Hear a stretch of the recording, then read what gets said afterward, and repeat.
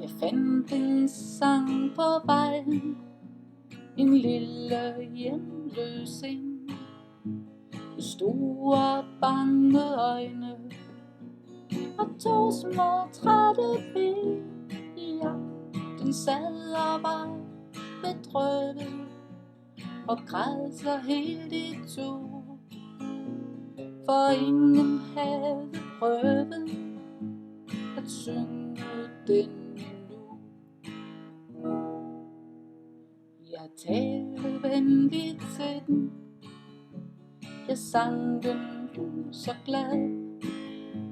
Jeg gav den klokke, blomster, violer, kløverblad. Ja, så sprang den op fra vejen og ind i min øregang.